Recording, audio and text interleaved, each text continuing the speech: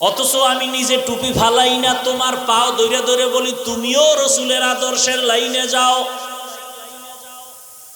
পায়ে ধরে ধরে কতটা নরম হইয়া বয়ান করি, কেউ যেন মনে কষ্ট না পায়। মাঝে মাঝে আবার মাপ চাই, কষ্ট পাইলে মাফ করবেন।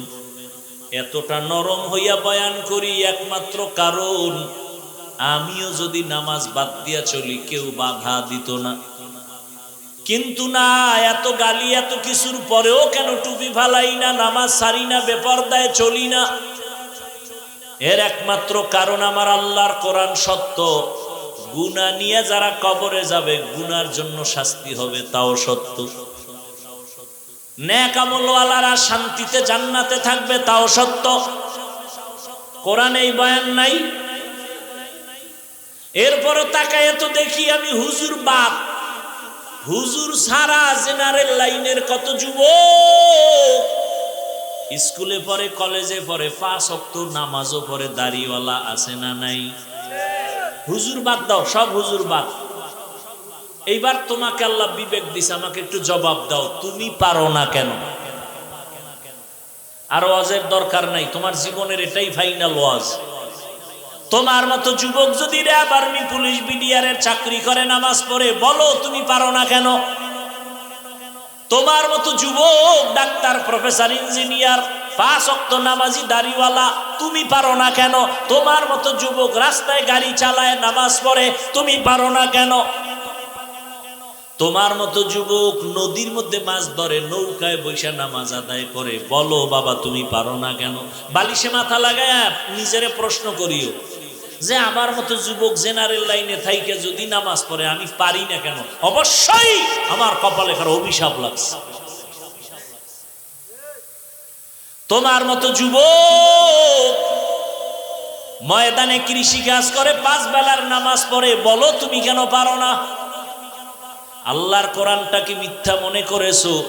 না বাবা, কোরআন কোনো মিথ্যা না। বহুজনে অপচেষ্টা কইরা পারে নাই, বরং কালেমাওয়ালা হয়েছে।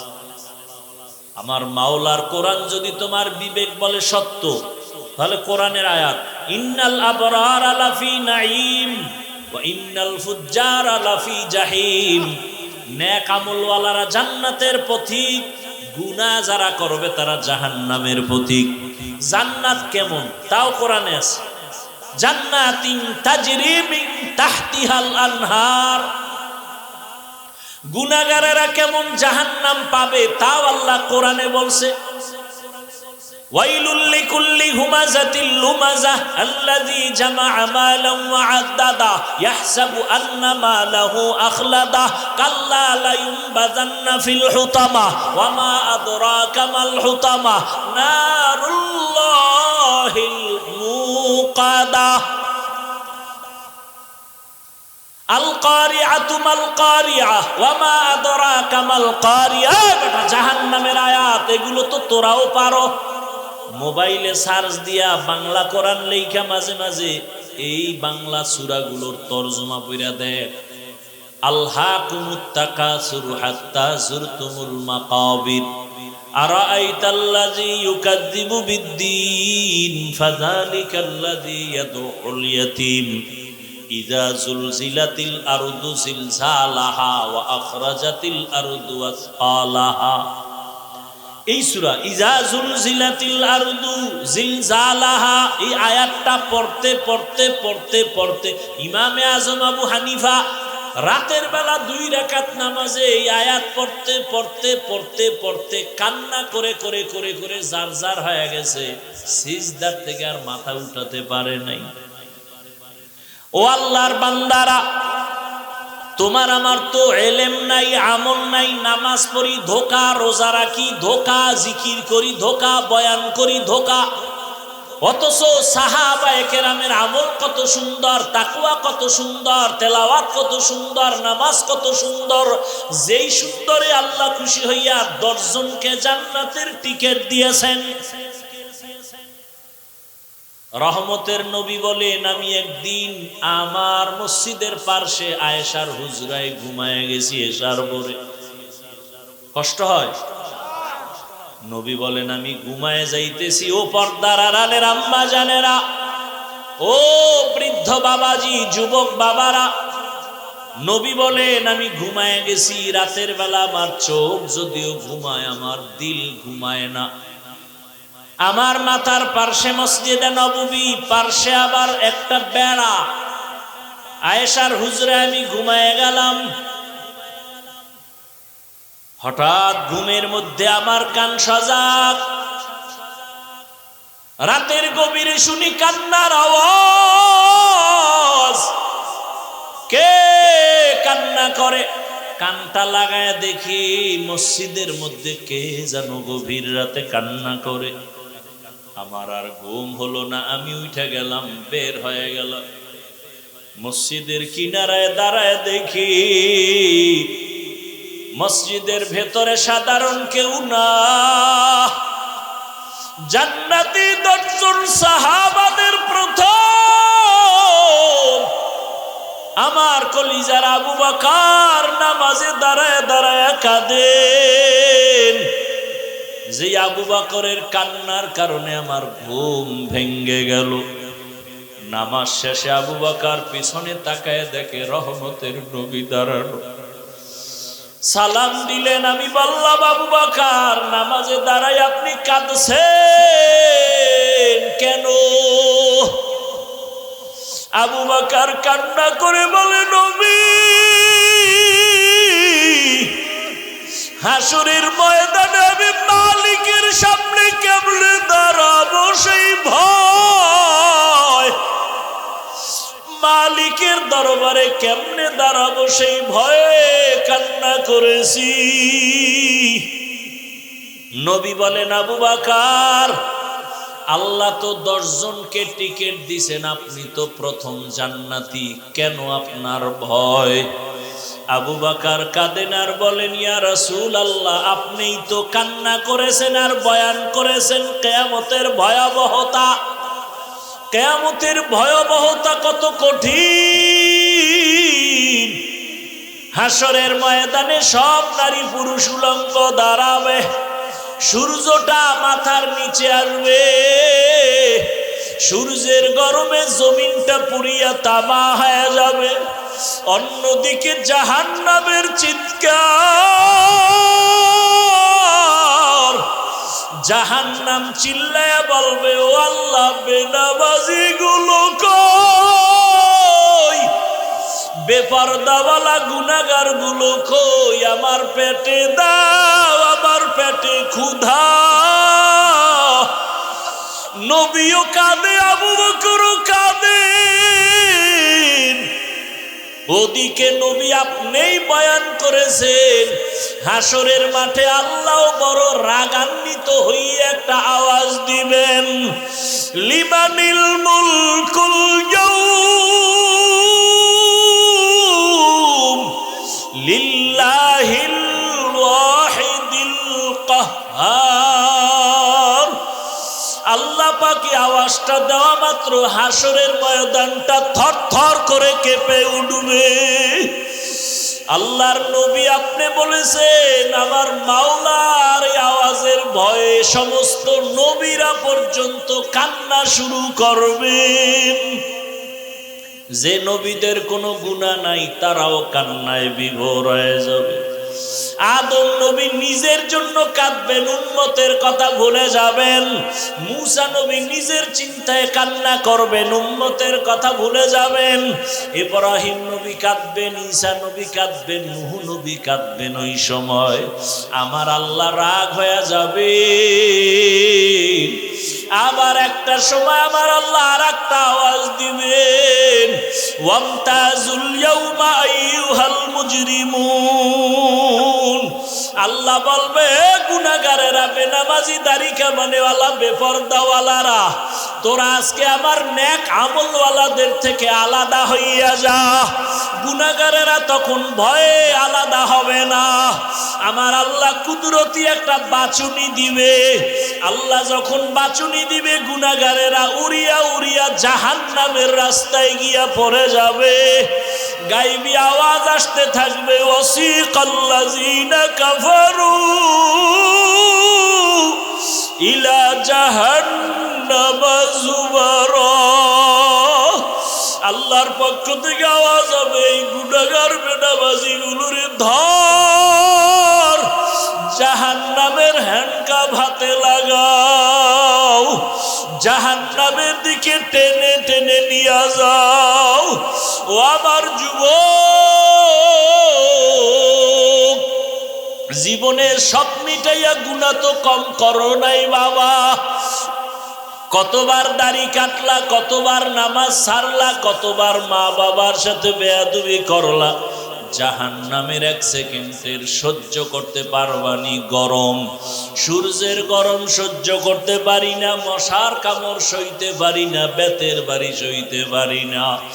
ওরে গুনাহ নিয়া কবরে গেলে দুই পার্শ্বের মাটির চাপ কেমন করে সহ্য করবা?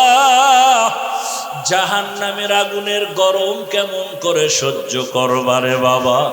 কই, তোমার থেকে তো বড় বাহাদুর নমরুদ থাকতে তো পারলো না। তোমার থেকে কত ক্ষমতার বাহাদুরি করতো ফেরাউন, কই বাঁচতে তো পারলো না। তোমার থেকে কত বড় বড় বাহাদুর, টাকার বাহাদুরি, ক্ষমতার বাহাদুরি করলো নমরুদ, হামান, কারুন, সাদ্দাত, আবু জাহাল, আবু লাহাব। ওদের নাম নিশানা সব বিলীন হয়ে গেল।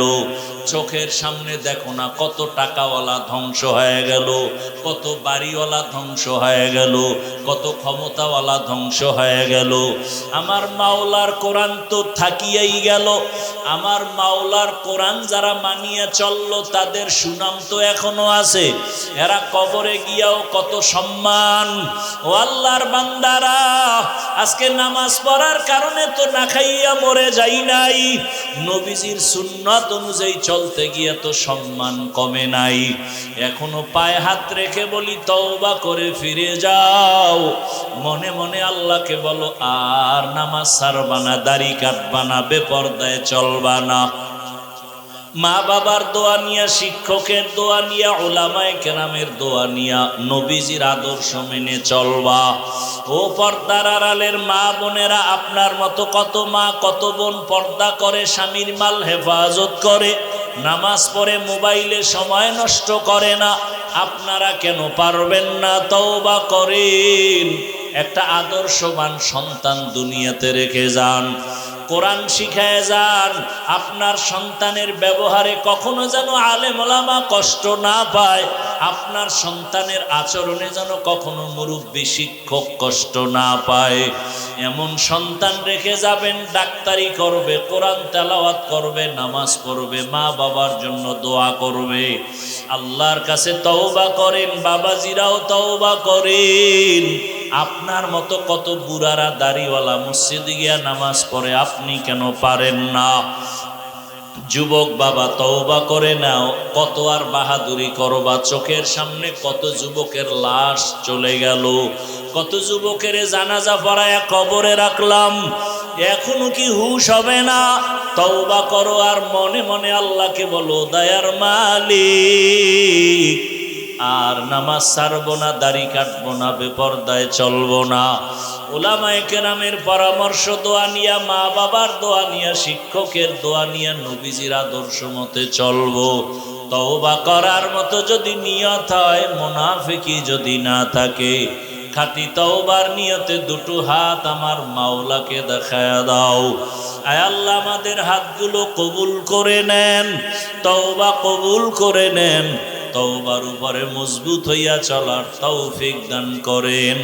আলহামদুলিল্লাহি রাব্বিল আলামিন, والصلاة والسلام على سيد الأنبياء والمرسلين وعلى آله وأصحابه أجمعين يا أرحم الراحمين يا أرحم الراحمين رب ارحمهما كما ربياني صغيرا اللهم إنك عفو كريم تحب العفو فاعف عنا اللهم إنا نسألك رضاك والجنة ونعوذ بك من سخطك وغضبك والنار اللهم إنا نعوذ بك من البرص والجنون والجذام وسيء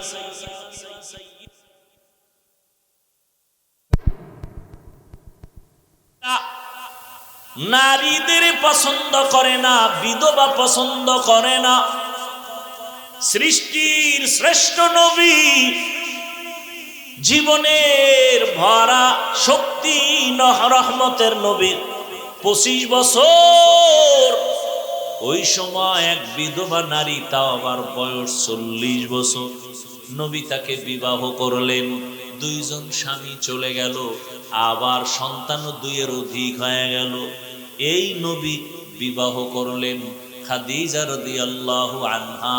সারা দুনিয়ার বেঈমান আর নাস্তিক আর চরিত্রহীন লম্পটের গোষ্ঠীকে জানায় গেল, এই চরিত্রহীন দুনিয়াদারেরা, নারী লুভিরা, চরিত্রহীন লম্পটেরা, শুনে রাখ, রহমতের নবী ইতিহাস করে গেলেন, ইসলাম সারা নারীর অধিকার আর সম্মান কেউ দিতে পারে না।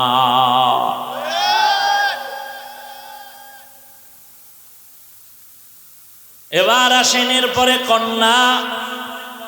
আরবের মানুষ কন্যা কতটা অভিশাপ মনে করে, কত বাবা নিজের হাতে কন্যাকে জ্যান্ত পাথর চাপা দিয়ে মেরে ফেলেছে।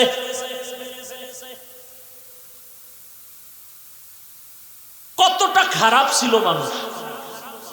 এখনো আমার সোনার বাংলায় কিছু কুলাঙ্গারের বাচ্চা আছে, কন্যা সন্তান পছন্দ করে না। নাই এরকম কুলাঙ্গার? ছেলে হলে খুশি হয়, কন্যা হলে কষ্ট পায়। অথচ রহমতের নবী, তুলনাহীন আমার নবী, রহমতের নবীর এই মা খাদিজার গর্ভ থেকে 4টা কন্যা সন্তান আল্লাহ দান করলেন। কয়টা? 4 কন্যা। নবীর জীবনে কোনো ছেলে জিন্দা নাই। কাফের মুশরিকরা ঘুরে ঘুরে কয় মুহাম্মদের জীবন শেষ। কয় কেন? কয় ছেলে নাই, মইরা গেলে বংশ রক্ষা কে করবে? নবীজির মনটা বেজার হয়ে গেল। সাথে সাথে আমার আল্লাহ আয়াত নাজিল কইরা কয়, ইন্না আ'তাইনা কাল কাউসার। নবী আপনি এত পেরেশান হইয়েন না, আমি আপনাকে কাউসার দান করলাম।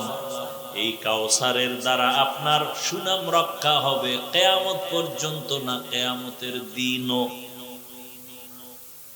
কাউসারের দ্বারা আপনার সুনাম রক্ষা হবে। রহমতের নবী বলেন, আমি এত বড় শক্তিওয়ালা, ক্ষমতাওয়ালা, অথচ আমার একটা ছেলেও নাই, আমি 4 কন্যার বাবা। বিশ্ব নবী তুলনাহীন, ওই রহমতের নবীর কোনো ছেলে নাই। কয় কন্যা? 4 কন্যার বাবা। নবী বললেন, আরবের বেঈমানেরা কন্যা পছন্দ করে না, আর আমার মাওলা বিধান দিয়া গেলেন, কন্যাই আমার জীবনের আসল। আমি মুহাম্মদের 4 কন্যা। শুধু তাই না, শুনে নাও জাতি ভালো করে, যারা একটা কন্যার বাবা হইবা, তুমি একটা জান্নাতের মালিক।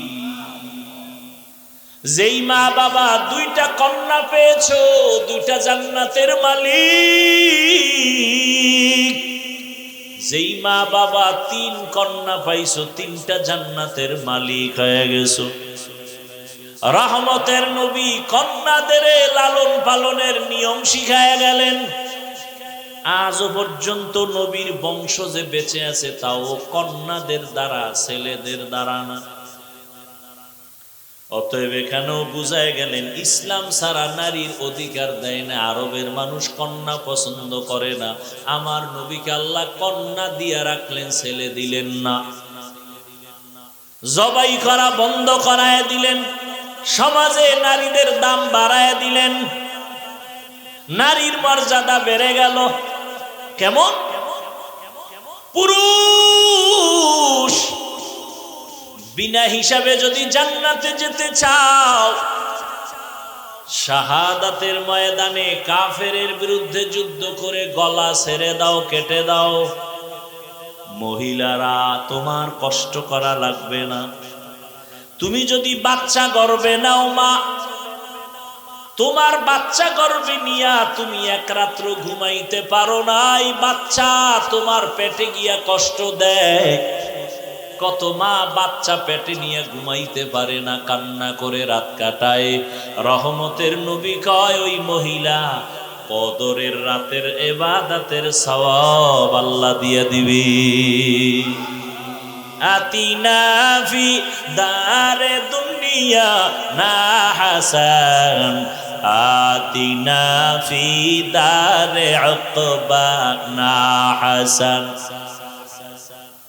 আম্মাজান বাচ্চা গর্ভে ধারণ করলেন, দিনের বেলা কষ্ট করে খানা খাইতে গিয়াও খেতে পারে না, পেটের মধ্যে বাচ্চা লাথি মেরেছে, মা কান্না করেছে।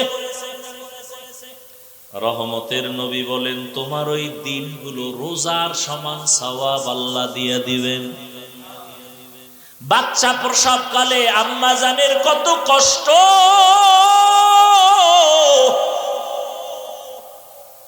আমার আম্মাজানের কণ্ঠের আওয়াজ ঘরের বাইরে কেউ শুনে না, পর্দা রক্ষা করে আম্মা চলেন। কিন্তু আমি যেদিন দুনিয়াতে আসব, আম্মাজান এতটাই ব্যথায় বেহুশ হয়ে গেলেন, আমার আম্মাজানের চিৎকারে পাশের ঘরের মানুষ সজাগ হয়ে গেছে। এতটা কষ্টে আম্মা কাঁদছেন। আমার দাদি, আমার নানি, আমার আম্মাজানের পাশে বৈশা সান্ত্বনা দেয়, মায়ের কান্না থামে না। মা এক পর্যায়ে কান্না করে বলে, ও মা, ও শাশুড়ি, চলে যাও আমার থেকে, আমার স্বামীকে একটু আনো। আব্বাজানকে ডাকলেন, ডাইকা আব্বাজানের হাতটা জড়াইয়া ধইরা মা শুয়া শুয়া কান্না করে বিদায় নেয় আর কয়, স্বামী তোমার ঘরে আইসা মন ভইরা খেদমত করতে পারি নাই, মাফ করে দাও, মইরা গেলে দাবি রাখবা না। আব্বাজান বলে, কাঁদো কেন? কয়, প্রসব বেদনায় কত নারী মইরা গেছে, আমার মনে হয় ৭ আসমান আমার মাথায় চেপে আছে, সহ্য করতে পারি না সন্তানের ব্যথা। আম্মাজান এই কথা বলায় বাবাও কান্না শুরু করলেন। বাবাই গিয়া বাইরে সেজদায় পড়েছে, যায় নামাজে, আল্লাহ তুমি আমার বিবিকে সুস্থ করে দাও, আমার সন্তানটাকে নিরাপদে দুনিয়ায় পাঠাও। নবীজি বলেন এই অবস্থায় যেই মায়েরা মারা যায়, বিনা হিসাবে শহীদের মর্যাদা নিয়ে জান্নাতে যাবে। জীবনের মূল কষ্ট মায়ের, প্রসব বেদনা,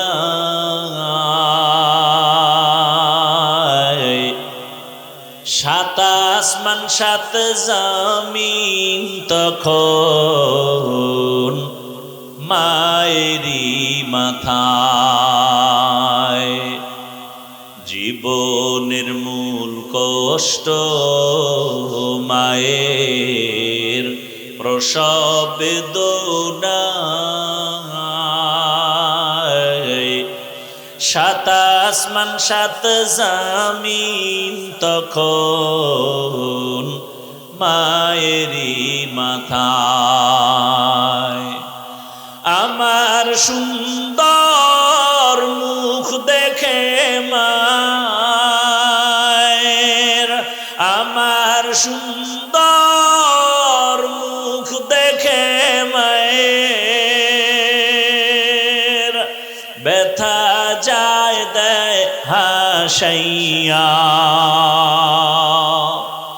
ও আমার প্রাণের মা, মা গো মা, কোথায় গেলে মোরে ছাড়িয়া, জনম দুঃখী ইয়াতীম আমি, চায় না কেহ ফিরিয়া। আমি যখন ছিলাম আমার মায়েরই উদরে, চলাফেরা করলেন যে মায়, কত কত কষ্ট করে। আমি যখন ছিলাম আমার মায়ের উদরে, চলাফেরা করলেন যে মায় কত কষ্ট করে। এমন মাকে কেমনে আজি, এমন মাকে কেমনে আজি যাব আমি ভুলিয়া। ও আমার প্রাণের মা, গো মা, কোথায় গেলে মোরে ছাড়িয়া। জনম দুঃখী ইয়াতীম আমি, চাই না কেহ ফিরিয়া।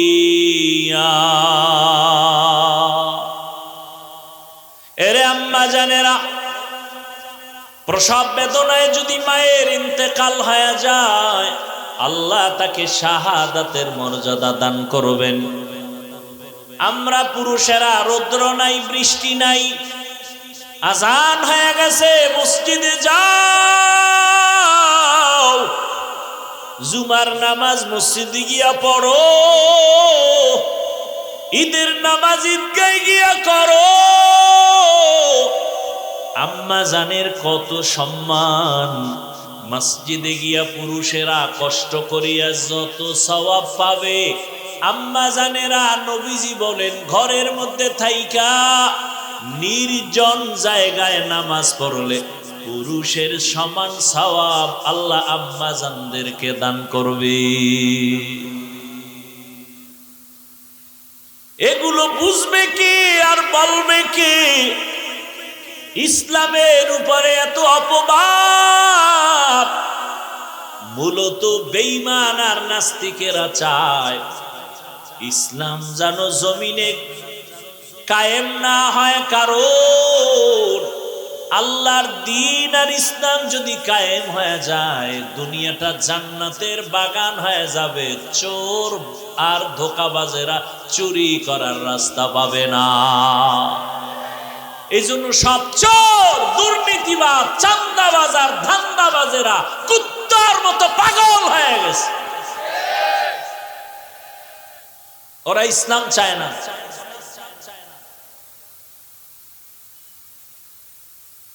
কারণ ওরা জানে ইসলামই শান্তি দিতে পারে। জানার পরে ওরা মানবে না। কেন? মানলে ওদের চাঁদাবাজি ধান্দাবাজি বন্ধ হয়ে যাবে। রহমতের নবী এসে কন্যাদেরকে সম্মান বাড়ায় দিলেন। এরে পর্দার আড়ালের আম্মা জান, কিয়ামতের ময়দান যেদিন কায়েম হয়ে যাবে, এই জমিনটা হবে কিয়ামতের মাঠ। মক্কার পার্শ্বে আরাফার ময়দান হবে আল্লাহর বিচারালয়, আদালত। হাসরের ময়দানে সব মানুষগুলো উলঙ্গ দাঁড়াবে। জমিনটা থাকবে সমতল। ওই দিন আমার আল্লাহ যদি ডেকে বলেন, আজ এমন একজন ব্যক্তি দাঁড়াও যে আমার প্রিয় হাবিবের হাতে প্রথম কালেমা পড়েছো, প্রথম ব্যক্তিকে দাঁড়াও, আমি আজ পুরস্কার দিব। ভালো করে জানো, কোটি কোটি কোটি মানুষের মাঝে সেদিন কোন পুরুষ দাঁড়াবার সাহস হবে না। একজন নারী দাঁড়ায় বলবে, হে আল্লাহ, তোমার হাবিবের হাতের প্রথম কালেমাওয়ালা আমি একজন ব্যক্তি, প্রথম আমি একজন নারী, রহমতের নবীর স্ত্রী খাদিজা রাদিয়াল্লাহু আনহা। হাসরের ময়দানে যদি আমার আল্লাহ বলেন আমার রাসূলের দ্বীনকে জীবিত রাখার জন্য প্রথম বেঈমানের মোকাবেলায় কে জীবন দিয়ে শহীদ হয়েছ, একজন পুরুষও দাঁড়াতে সাহস পাবে না, এক নারী দাঁড়ায় যাবে, দাঁড়াইয়া বলবেন হে মালিক, ইসলামের পতাকা উড্ডীন করার জন্য প্রথম রক্ত ঝরাইছি আমি একজন নারী সুমাইয়া রাদিয়াল্লাহু আনহা। আল্লাহ যদি বলেন আমার দ্বীন হেফাজতের জন্য কে জন্মভূমি ত্যাগ করে প্রথম হিজরত করেছো, প্রথম যে হিজরত করেছো দাঁড়াও, একজন পুরুষও দাঁড়াতে পারবে না, এক নারী দাঁড়ায় বলবেন হে মালিক, দ্বীন হেফাজতের জন্য প্রথম হিজরত করনেওয়ালা আমি এক নারী রুকাইয়া রাদিয়াল্লাহু আনহা, রাসূলের মেয়ে ওসমান রাদিয়াল্লাহু আনহুর বিবি। ওরে জুতা দিয়া বাইরান দরকার এই বেঈমান গুলোকে, নাস্তিক গুলোকে, লম্পট গুলোকে, যারা বলে ইসলাম নারীর অধিকার দেয়নি, ওদেরকে মৃত্যু পর্যন্ত জেলখানায় বেঁধে রাখা উচিত। বলবে কে? নিজের ঘরে আগুন যদি নিজের লোকে লাগায় নিবেইবে কে? কোন হিন্দু, কোন খ্রিস্টান, কোন ইহুদি আমার সোনার বাংলায় দাঁড়িয়ে আল্লাহর বিরুদ্ধে, কোরআনের বিরুদ্ধে কথা বলার সাহস পায়নি। ইসলামের ক্ষতি করেছে নামদারি মুসলমান মুনাফিকের গোষ্ঠীরা। মসজিদের ইমামতি যায় কেন? হিন্দু আইয়া বাধা দিছে, ওই যে শিয়ালের হাতে মুরগি। কথা বলেন না কেন?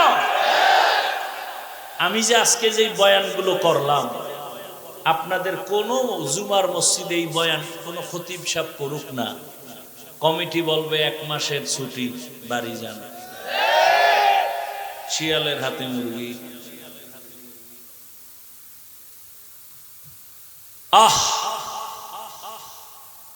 ফিলিস্তিনের মুসলমানের করুণ পরিণতি, অপেক্ষায় থাকো জাতি। তুমি যে ভালো, কিসের ভালো? যেই আকাম করো, সুদ ছাড়া ব্যবসা চলে না, লোন না উঠাইলে দোকান চলে না, হ্যাঁ, 24 ঘন্টার সেকেন্ডে সেকেন্ডে সেকেন্ডে অল টাইম গর্ভধারিণী মায়ের সাথে জেনা জেনা জেনা জেনা। কত বড় কুলাঙ্গা! আল্লাহ কয় রেডি অরে বেঈমান, আমি আল্লাহ নিজে তোর সাথে যুদ্ধ করব। এবার বুঝেন আল্লাহ কতটা রাগ। কোরআন শরীফের আয়াত। সুদের সাথে যারা জড়িত ওদের নামাজ হবে না, রোজা হবে না, তেলাওয়াত হবে না, হজ হবে না, দান সদকা কবুল হবে না, কোন জীবনে একটা মোনাজাতও কবুল হবে না। মায়ের সাথে জিনা করে, ও তো কুলাঙ্গা, ওর মোনাজাত কবুল হবে কেন? সূরা বাকারা 275 নম্বর আয়াত খুলেন। সুদের ব্যাপারে কত কঠিন কথা আল্লাহ বলেছেন এখানে। অথচ কারো কাছে গিয়ে আপনার এলাকার বড় লোকের কোনো গরিব যদি কয় ভাই সামনে কোরবানি আইতেছে, আমি তো আর কোরবানি দিতে পারবো না, ফরজ না ওয়াজিব না, মুরগি কিনা বাচ্চারে খাওয়ামো, আমারে 500 টাকা ধার দেন। বড় লোকের গোষ্ঠী বল খবরদার, এই দরজা এসে কেন দোষ দে।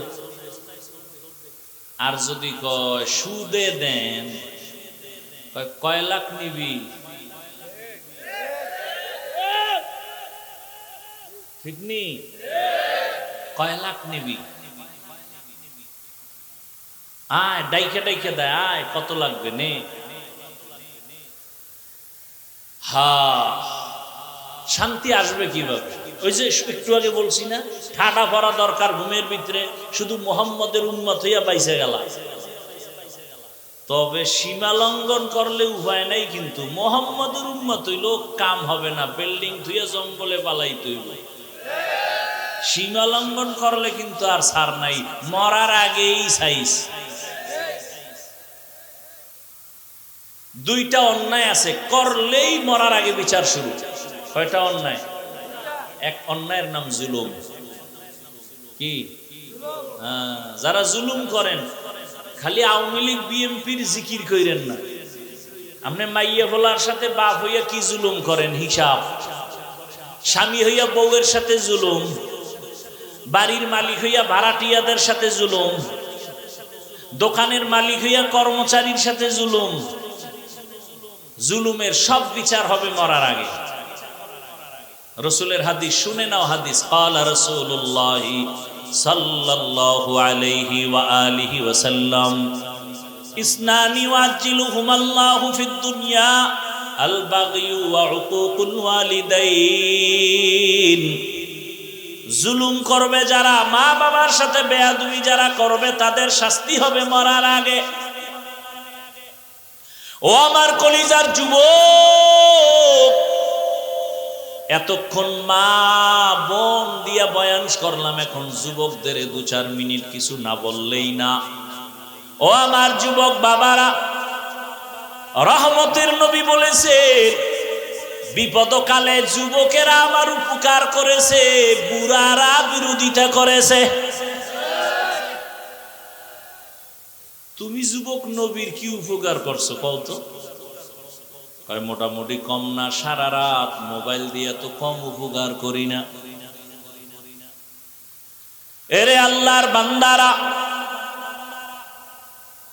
রহমতের নবী বলেছেন যুবক আমার উপকার করেছে। যৌবন কালের ইবাদত আল্লাহর কাছে বড় দামি। এই যে এতক্ষণ আমি বয়ান শুনাইছি, একবারও কিন্তু বলি নাই আমার মতো হুজুর হও, আমার মতো স্কুল বাদ দিয়া মাদ্রাসায় যাও। বরং আমি বলি সব জায়গায় হুজুর হইও না, হইও না, হইও না। যে হুজুর হইছে এটি শেষ করা যায় না। হুজুর এত বেশি হয়ে গেছে, আর হুজুর লাগবে না। আমার দেশে হুজুরের অভাব নাই, আমার দেশে এখন অভাব হলো আদর্শ ডাক্তার নাই, আদর্শবান ইঞ্জিনিয়ার নাই, আদর্শবান প্রফেসর নাই, আদর্শবান ডিসি, আদর্শবান এসপি, আদর্শবান ওসি দরকার। আমার দেশের ওসি ডিসি এসপি যদি আদর্শবান হইতো, বয়ান চলতো, কোনো অনুমতি নেওয়ার প্রয়োজন হতো না। বয়ান চলতো ময়দানে, কোনো বেয়াদব আলেমের সাথে বেয়াদবি করার সাহস পেত না।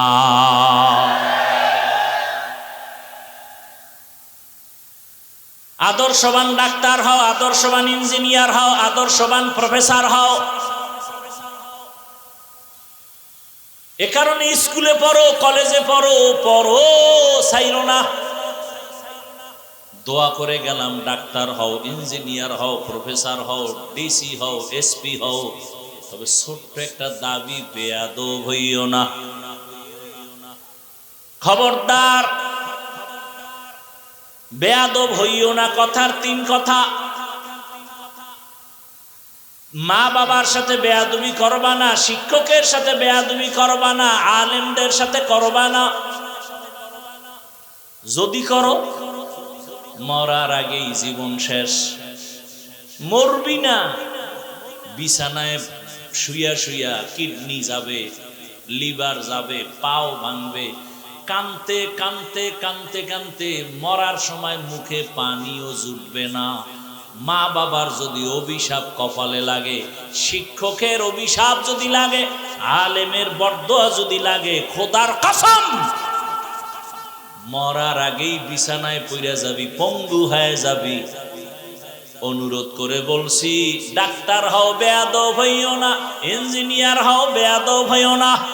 যদি ডাক্তার বেয়াদব মার্কা হও, লেখা রাখবি তাসলিমার মতো জুতা খাইয়া পালাতে হবে। আর যদি আদবালা ডাক্তার হও, তাহলে শুধু রংপুর না, পুরা বাংলাদেশের মানুষ তোমাকে মাথার উপরে রাখবে। সম্মান দিবেন কে? আল্লাহ সম্মান দিবেন। লাগবে তোমার সুন্দর চরিত্র, আর মা বাবার দোয়া, শিক্ষকের দোয়া, আলেমের দোয়া। কোনো মাস্তানি চলবে না। কবি নজরুলের গল্প করো, তোমার মতো সারা রাত যদি মোবাইলে গুনাহ করত, কোনোদিন কবি নজরুল হতে পারত না। চরিত্র এক অমূল্য সম্পদ। এখনো সময় আছে, তওবা করো। ডাক্তারি পড়ো, ইঞ্জিনিয়ারিং পড়ো, মা বাবার দোয়া নিতে ভুল করবা না। তবে এই কথাটাও লিখে রাখো পারলে, কোন মা বাবা সন্তানের জন্য কখনো বরদোয়া করে না। শিক্ষক ছাত্রকে বরদোয়া দেয় না, আলেম উম্মতের বরদোয়া দেয় না। কিন্তু অটোমেটিক যখন কষ্ট দিলে লাইগা যায়, তখন একটা নিঃশ্বাস বের হয়ে যায় অটোমেটিক। ওটাই তোমার জীবনের কাল।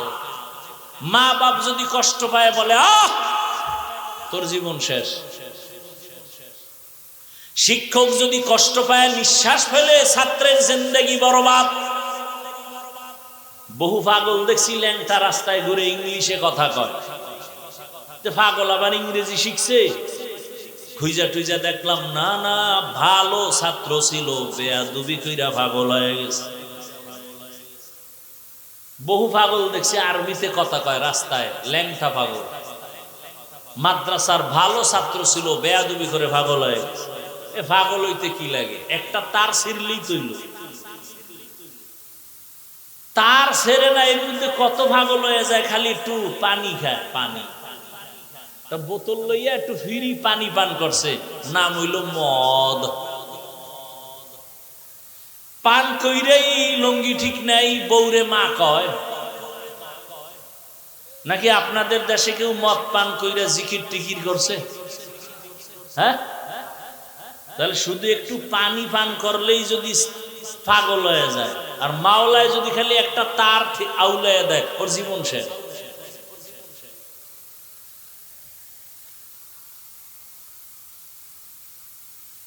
আল্লাহ হেদায়েত দান করুন।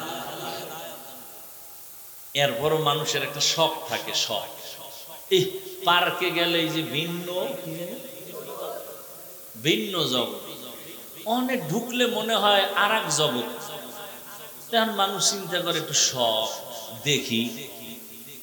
যারা দেখি কইয়া গেছো, তোদের শক্ত কিছু হইলেও মিটছে, এখনো কি ফিরবি না? না ওখানে বইয়া ঠাস কইরা ঠাডা বইরা মর বইটা চাও, না চাক্কার তলে মাথা ঢুকবে এটা চাও, না ঘুমের ভিতরে চিৎ পটাং হয়ে থাকবে এটা চাও। কত আর শখ মানুষের। শখ লাগছে দাড়ি কাটবি, কাটছো, এখনো কি ফিরবি না? আর কত বছর কাটলে শখ মিটবে? মনের শখ হইছে মাইয়া লইয়া আড্ডা দিবি, দিছো, এখনো কি শখ মিটে নাই? আরো কত বছর মাইয়াদের চরিত্র নষ্ট করলে শখ মিটবে বলো? এবং হায়াতের বাকি আছে কয় মিনিট বলো? গাড়ির নিচে যুবকের লাশ, পানির মধ্যে যুবকের লাশ, করোনায় যুবকের লাশ, সব মিটাইতে গিয়া আর কত? চাইলে তো আমিও তোমার মতো প্যান্ট শার্ট টাই লাগায়া দাড়ি কাইটা রাস্তায় মাস্তানি করতে পারতাম, কেউ বাধা দিত না তো।